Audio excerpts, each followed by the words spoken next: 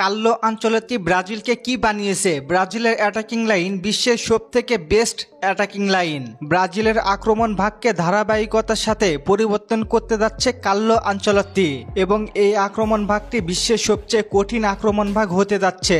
একদম পরিপূর্ণতার সাথে ব্রাজিলের আক্রমণ ভাগ বিশ্বসেরা হচ্ছে। ব্রাজিলের অ্যাটাকিং লাইনটাকে কেন বিশ্বের সেরা অ্যাটাকিং লাইন বলছি, আসুন দেখে আসি।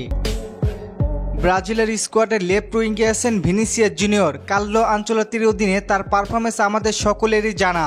রিয়াল মাদ্রিদের হয়ে রীতিমতো উড়ছে ভিনি। ক্লাব এবং জাতীয় দলে রয়েছে দুর্দান্ত ছন্দে, ড্রিবলিং, গতি এবং দুর্দান্ত অ্যাসিস্টের সাথে ক্রসও ভালো করতে পারেন ভিনিসিয়াস জুনিয়র। তাই বিশ্বের সেরা লেফট উইং ভিনি। এরপরে রাইট উইঙ্গে আছেন এস্তেভাও উইলিয়াম, বর্তমানে তরুণ খেলোয়াড়দের মধ্যে সেরা একজন। লামি ইয়ামালের পরে এস্তেভাও উইলিয়াম আছেন সেরা তালিকায়। আর এমন পারফরমেন্স যদি মেসিনহো ধারাবাহিকতা রাখতে পারে তাহলে খুব শীঘ্রই লামি ইয়ামালকে টপকে যেতে পারবেন তিনি।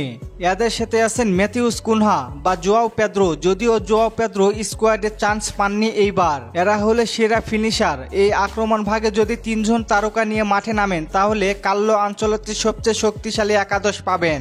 এরপরে রদ্রিগোকে সাব হিসেবে মাঠে নামাতে পারেন ভিনিসিয়াসের জায়গায়।